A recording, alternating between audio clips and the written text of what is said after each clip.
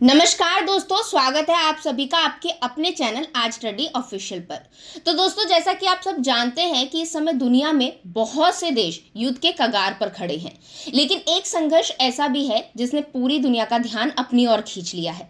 मैं बात कर रही हूँ इजराइल और हिजबुल्लाह के बीच छिड़ी जंग की। तो दोस्तों, जैसा कि हम पहले भी इस संघर्ष के ऊपर डिटेल में बात कर चुके हैं, हमने पहले भी जाना कि कैसे इजराइल ने हिजबुल्लाह पर पेजर और वॉकी टॉकी के थ्रू हमले करवाए। हमने जाना था कि कैसे मोसाद ने टेक्नोलॉजी के इस्तेमाल करते हुए हिजबुल्लाह को तहस नहस करने की कोशिश की।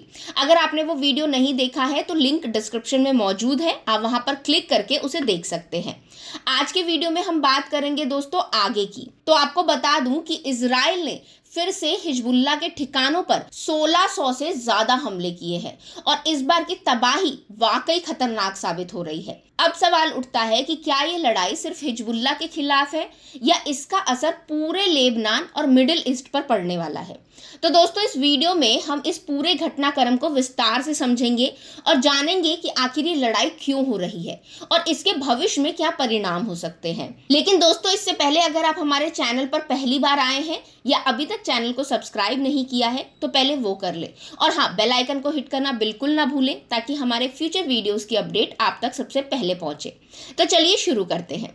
सबसे पहले बात करते हैं दोस्तों कि इजराइल और हिजबुल्लाह के बीच इस संघर्ष की शुरुआत कैसे हुई। तो ये सब तब शुरू हुआ जब हिजबुल्लाह ने इजराइल के एयरबेस पर ताबड़तोड़ हमले किए। इन हमलों के बाद इजराइल ने क्विक और जबरदस्त जवाबी कार्रवाई करते हुए हिजबुल्लाह के ठिकानों को निशाना बनाना शुरू कर दिया। इजराइल के प्रधानमंत्री नेतन्याहू ने स्पष्ट कर दिया कि उनका लक्ष्य लेबनान नहीं है बल्कि हिजबुल्लाह के खिलाफ है, जो लेबनान के अंदर से इजराइल पर हमले कर रहा है। आपको बता दूं कि हिजबुल्लाह ने हाल ही में 3DR मिसाइल के जरिए बड़े हमलों की तैयारी की थी, जिसके बारे में इजरायली खुफिया एजेंसी मोसाद को पहले ही जानकारी मिल गई। अब इसके बाद इजराइल डिफेंस फोर्स यानी कि IDF ने हिजबुल्लाह के अंडरग्राउंड ठिकानों को तबाह कर दिया और उनकी मिसाइल लॉन्चिंग साइट को भी बर्बाद कर दिया। अब इजराइल की ये कार्रवाई अब तक की सबसे ज्यादा विध्वंसक मानी जा रही है। 1990 के बाद ये लेबनान पर इजराइल का सबसे बड़ा हमला है। इजरायली वायुसेना ने करीब 1200 से ज्यादा हिजबुल्लाह के ठिकानों पर हमले किए हैं, जिससे पूरे लेबनान में तबाही मच गई है।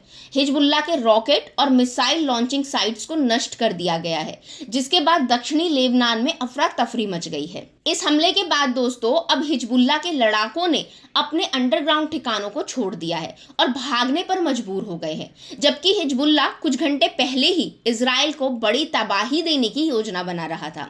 लेकिन इजराइल पहले से ही तैयार था और इससे पहले कि हिजबुल्लाह कुछ कर पाता, इजराइल ने उनके मंसूबों को नाकाम कर दिया। अब इस हमले से हुआ ये दोस्तों कि इजराइल और हिजबुल्लाह के संघर्ष के कारण लेबनान की स्थिति बहुत ज्यादा खराब हो गई।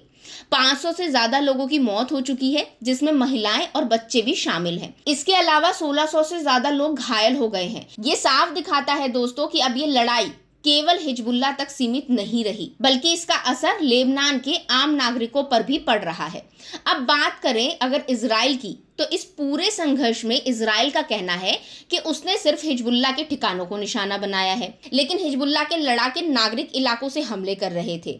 यही वजह है कि आम लोगों को भी इस हमले की मार झेलनी पड़ रही है। इजराइल के इन हमलों के बाद दोस्तों अमेरिका ने भी चिंता जताई है। अमेरिका का कहना है कि इजराइल और हिजबुल्लाह के बीच बढ़ते इस संघर्ष से मिडिल ईस्ट में एक और बड़े युद्ध की संभावना प्रबल हो गई है। अगर ये संघर्ष बढ़ता है तो इसमें अन्य अरब देश भी शामिल हो सकते हैं, जिससे ये पूरे क्षेत्र के लिए खतरनाक साबित हो सकता है। अमेरिका ने मध्य पूर्व में अपने सैनिकों की अतिरिक्त तैनाती करने का भी फैसला किया है ताकि किसी भी अनहोनी का सामना किया जा सके। अब यहाँ जो सबसे बड़ा सवाल उठता है वो ये है कि क्या लेबनान गाजा की तरह एक और युद्ध का मैदान बनने जा रहा है। तो दोस्तों, इजराइल ने हिजबुल्लाह के खिलाफ अपनी आक्रामक नीति के तहत दक्षिणी लेबनान को निशाना बनाना शुरू किया है।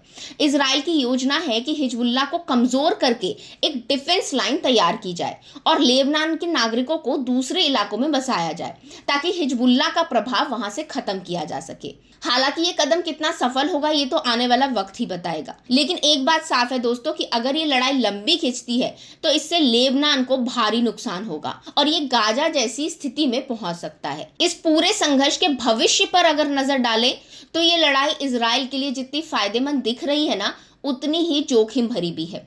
इजरायली सेना टेक्नोलॉजी में तो आगे है, लेकिन हिजबुल्ला गुर्रिला युद्ध में भी माहिर है। हिजबुल्ला के लड़ाके पिछले कई सालों से इजराइल के खिलाफ जमीनी संघर्ष में लगे हुए हैं और उन्हें इस तरह के युद्ध में काफी अनुभव भी है। ऐसे में ये कहना मुश्किल है कि इजराइल इस संघर्ष में कितनी जल्दी जीत पाएगा।